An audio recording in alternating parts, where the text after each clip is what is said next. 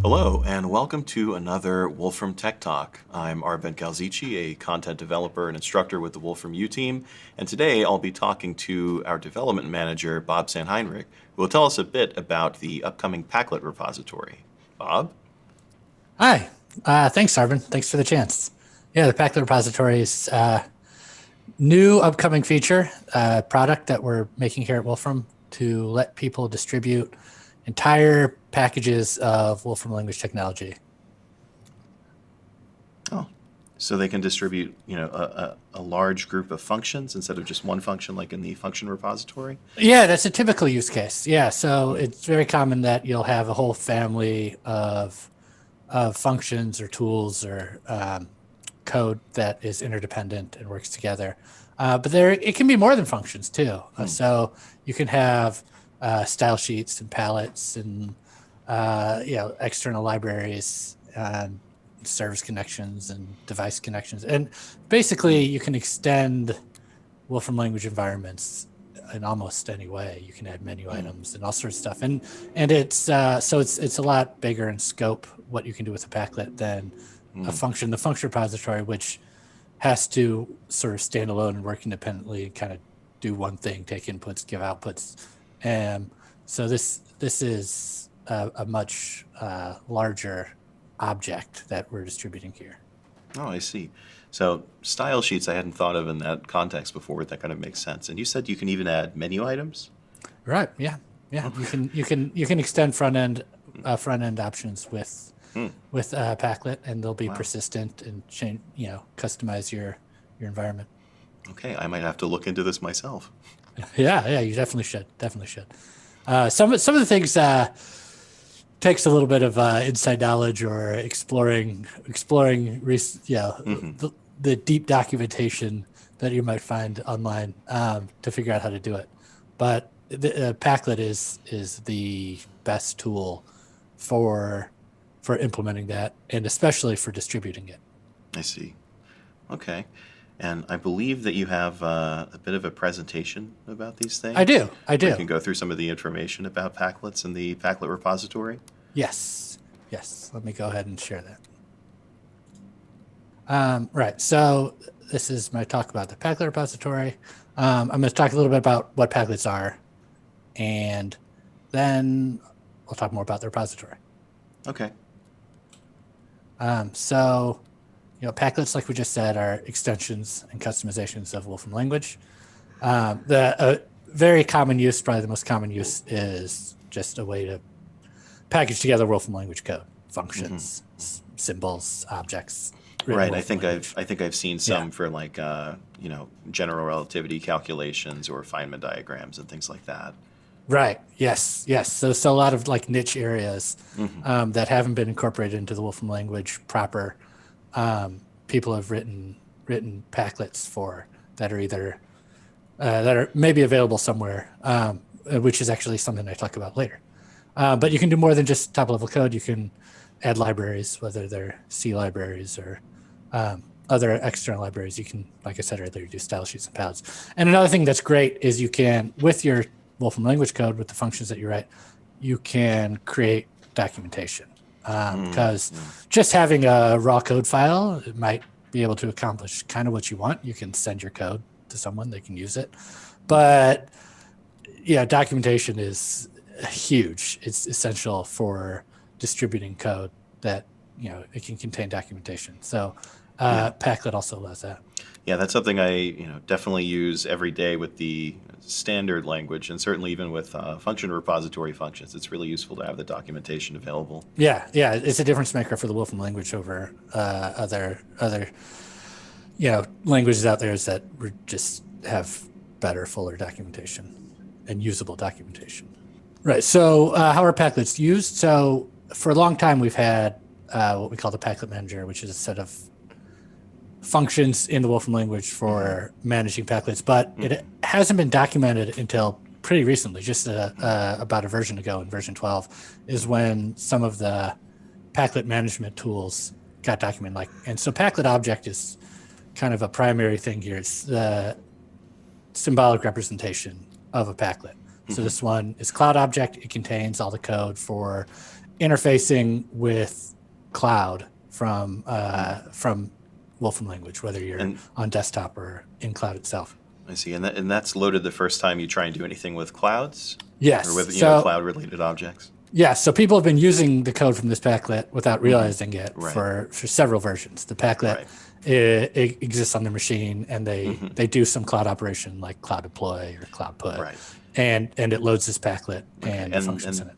And that's what's going on when you run a function for the first time, maybe, and you see that kind of little blue box pop up that says it's grabbing updates or installing whatever content. Right. So in addition to the Paclets that are stored on your machine, there are Paclets available on servers, which we'll get to in a minute as well. And sort of that installation and updating and caching and loading should work seamlessly behind the scenes. And sometimes you see those somewhat unexpected progress indicators telling you that that's happening. Right. Right. So we have a full set of tools for working with Paclets. Paclet Install, Paclet Find Remote. Those are sort of some of the main functions that you'd use if you want to dive into what Paclets you have installed, what's available, and you want to kind of manually manage your own Paclets. Right.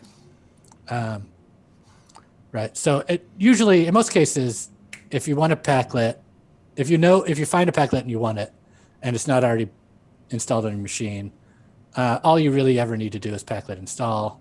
So if you know about a Paclet, like say particle data, so you can just install it with Paclet install, and then the functions within it are available, and you can use them right away.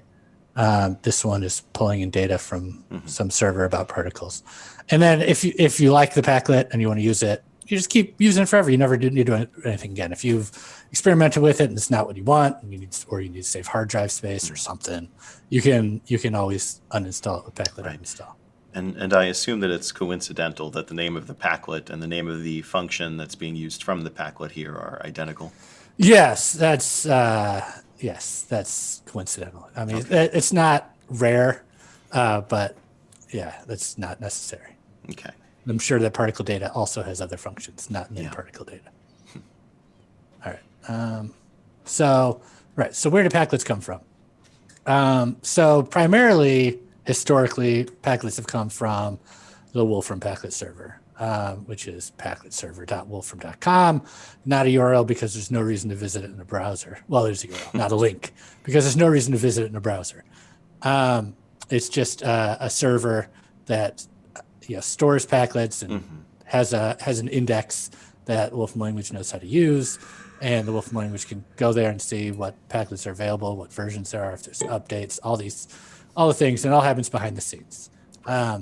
So you can see, for instance, what service connections are available as Paclets on the Wolfram Paclet server by using that URL as the location. Oh, so you mentioned that service connections could be part of Paclets, but even the built-in service connections are built on this Paclet functionality? That's right.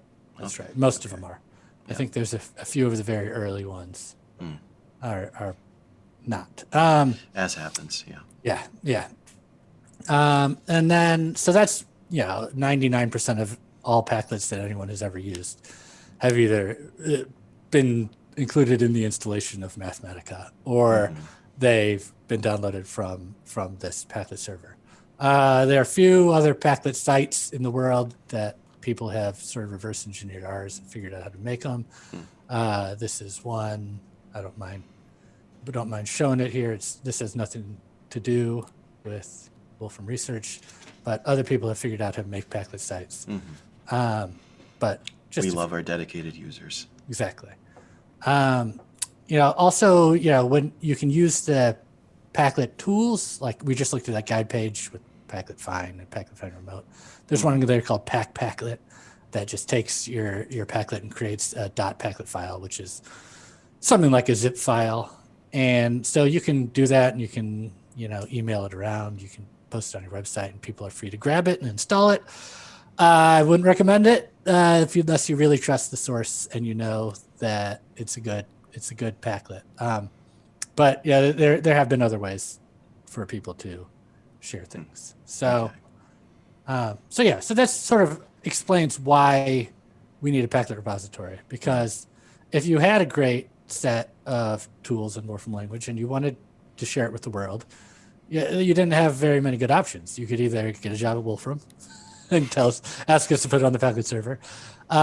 You could create your own Paclet site like the one we looked at a minute ago, but that's hard. You got to figure out how to do it, and there's no documentation. Or you can just release a .paclet file on a message board somewhere and hope people trust you. Yeah, these are some quite limited options. None of these are good. None of these are good. I mean, getting a job at Wolfram worked out for me, but you might have life restrictions. There's not been a good answer. So that's why we need a Wolfram Paclet repository. What is the Wolfram Paclet repository? It's a place to find and share documented Wolfram language Paclets. And it'll work just like the Wolfram Paclet server that has existed for decades. It's part of the resource system. So if anybody's familiar with the function repository, the data repository, the neural net repository, it's another repository in the resource system, a Paclet repository. And each of these has its own unique set of content. In this case, it's a Paclet. But what's different about this one is that anybody can publish Paclets, which we'll talk more about on the next slide. So features, each Paclet has a website with documentation. So when you publish a Paclet in the Paclet repository, it makes a website. All of your documentation, all of your notebook documentation is hosted on the web, so people can browse it before they install it, see what your Paclet's about and what it can do. All the documented functions in your Paclet can be used by other users without permanent installation. So we talked about how Backlit Install is great because you use it once, so you never have to use it again. But it's kind of a commitment, right? So if the Paclet isn't something that's made by Wolfram and tested by our QA team and gone through a release process, and it's from some guy who maybe has a couple PhDs, and so you think you might have some good stuff, but you're not sure. Maybe it's also, too heavyweight or slow or something, and you just sort of want to give it a trial run. We have you can, from the website, that's just like a click to copy button where you can grab a piece of code and run it right away.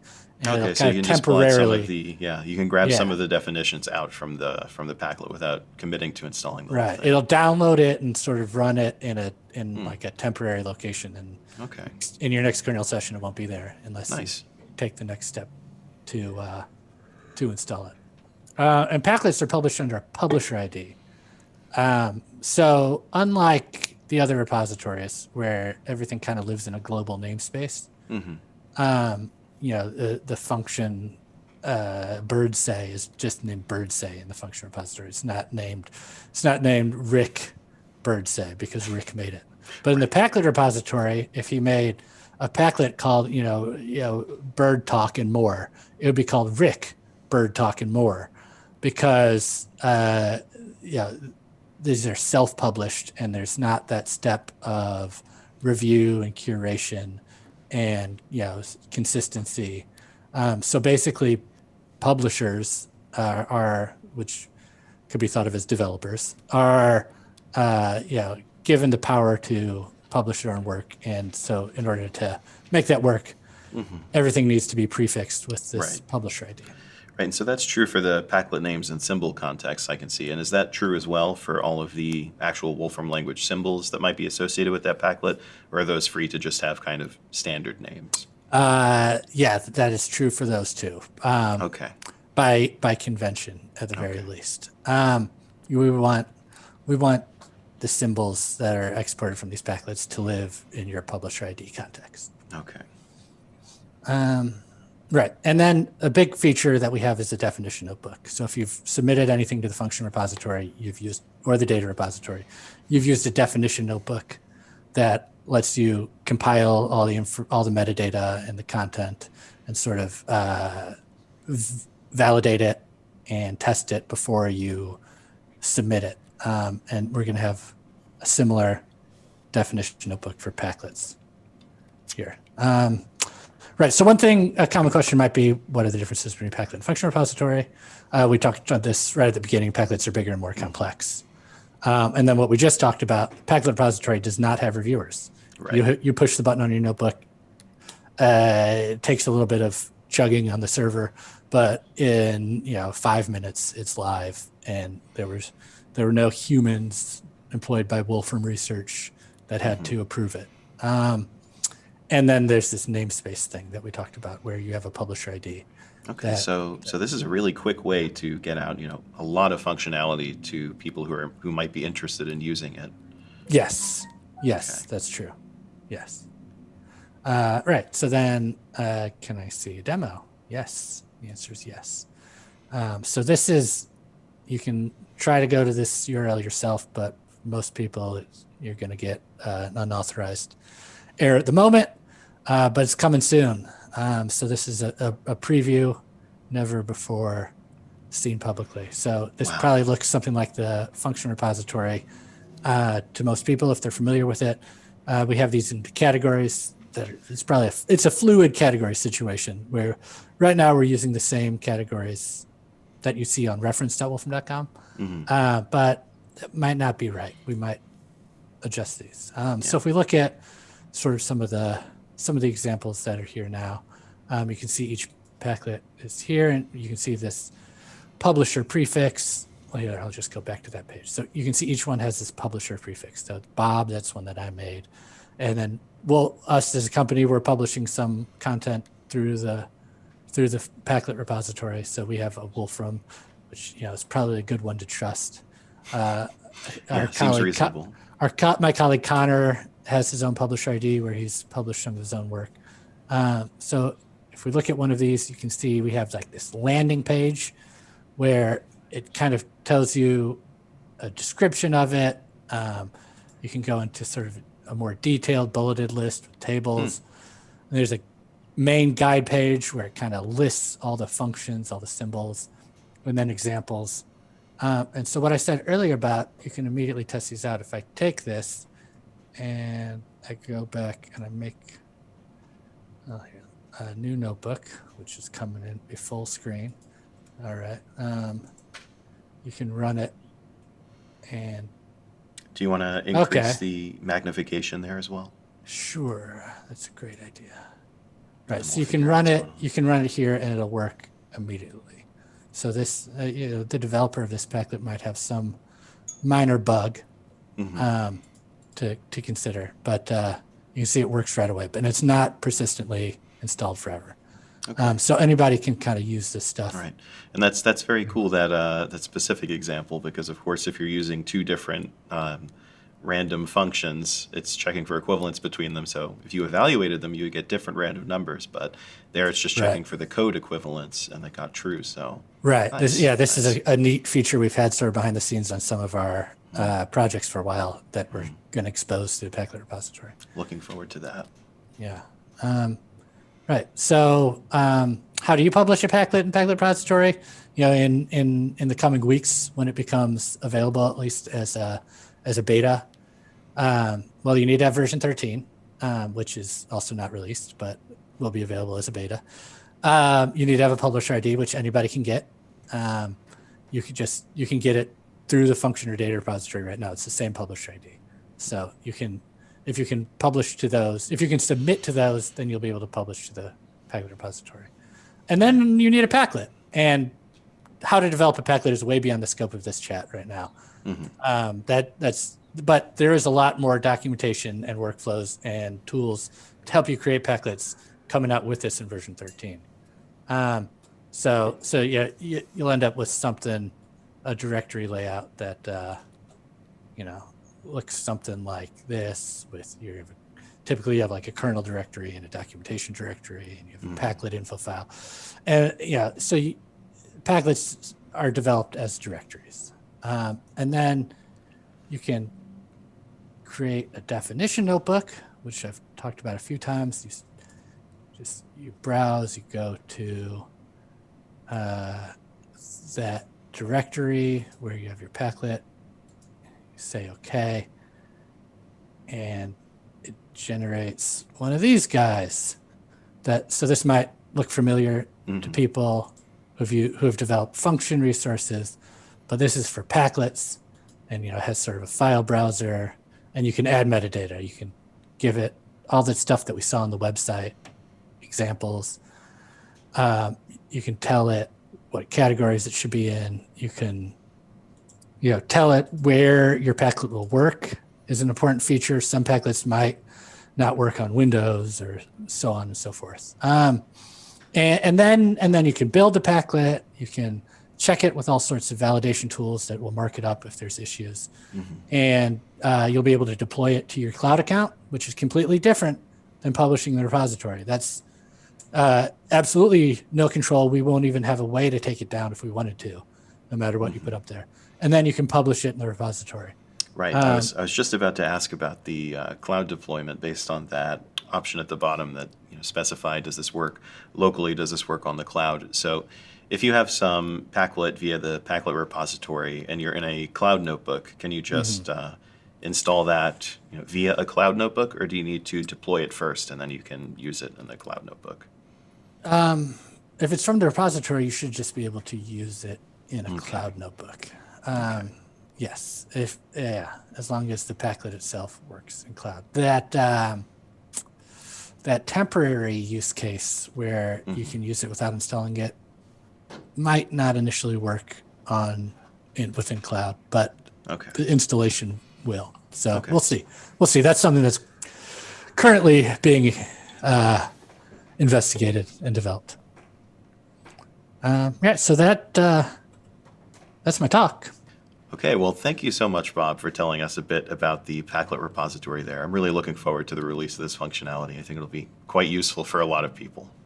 So am I. Thanks for having me. It's great. Yeah, of course. Talk to you later. Bye-bye. Bye. So that was Bob Sandheinrich, who told us about the upcoming Paclet repository functionality in the Wolfram language.